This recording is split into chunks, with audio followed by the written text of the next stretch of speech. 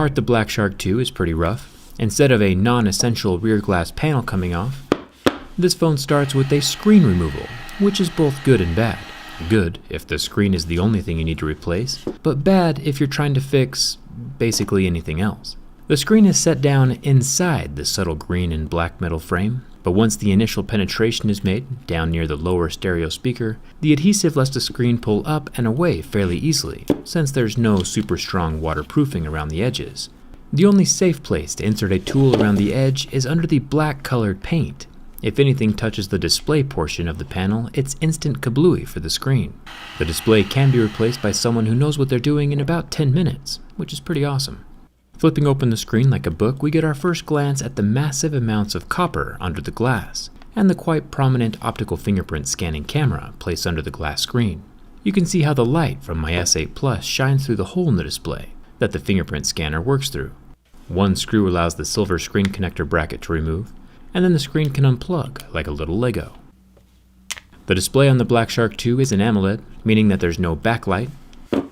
This allows the whole thing to be super thin, exactly like what we saw on the Apple Watch 4. I wish more phones had a screen removal that was as easy as this. Unfortunately for us though, the rest of this phone is a complete, chaotic, unorganized nightmare inside, so buckle up.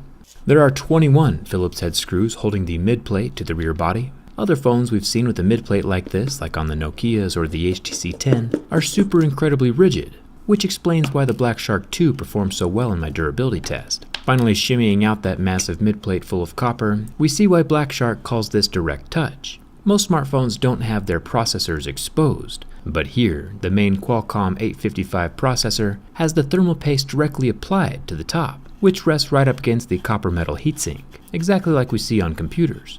I'll peel back the covering over the copper so we can see more of the thermal dissipation system. There's a ton of metal in here. The Black Shark 2 probably has just as much copper as the Razer Phone 2, just not all combined into one waterbed style heat pipe.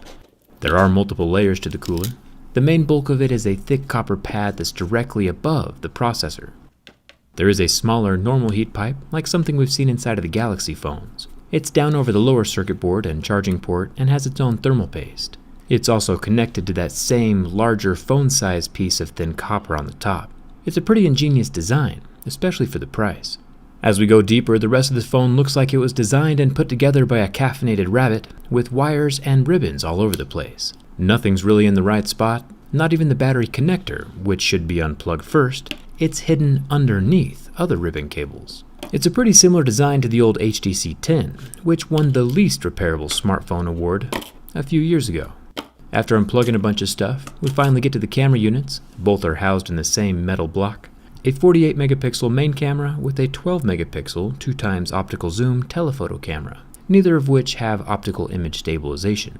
The top motherboard has 2 screws holding it in place, and then it can kind of lift out, but still has yet another ribbon connection and 2 wire cables attached to the underside of the board. Pretty complex. Here's an up-close look at the thermal paste over the processor. You might be thinking to yourself, hey, that battery's upside down. And yep, it is. There are 2 magical pull tabs down at the bottom under the battery. The first pull tab broke, but the second pull tab was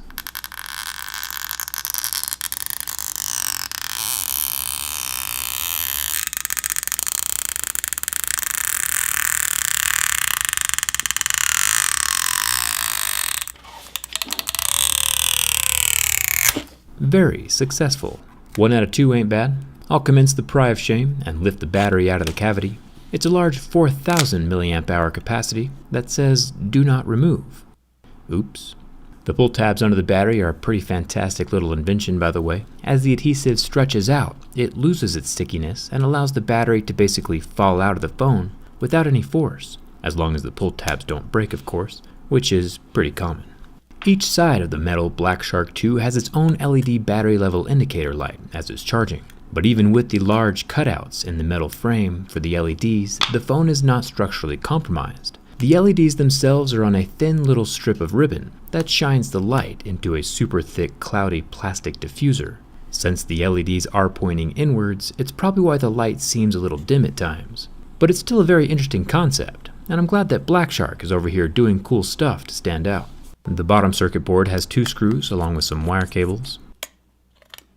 And then the circuit board can be removed. exposing the ultra-large loudspeaker housing. I'll cut this guy open to see if the whole thing is hollow to help sound resonate, but it's not. Just the bulky part is the speaker component. The charging port comes out next. It's the last thing to come out of the phone. It's right next to the headphone jack that doesn't exist. I still think it's pretty crazy that a gaming phone can be built without a headphone jack. But yeah, there it is. Even though the Black Shark 2 is a super complicated, intricate piece of hardware, I am a fan. I'll slide the battery into place between the side rail LEDs, and even though the whole thing isn't easy to repair and there's no water resistance, it does have a really easy to replace screen, which luckily is the main thing people usually want to fix. If anything else breaks or stops working inside the phone though, good luck. I'll plug the ribbons and wires into the bottom of the motherboard, and then gently set that into place in the phone frame, while connecting the plethora of other extension ribbons and wires. Do I ever want to take the Black Shark 2 apart again? No, but for the price and the amount of internal copper cooling, I think they've done pretty well, and it's pretty fair. Everything still works, so I'll screw in the 21 screws and seal it up for the last time. Gaming phones seem to be the front runners in design and cooling, and just doing awesome things in general, so I want to check more of them out. Are there any other gaming phones out there that I haven't reviewed?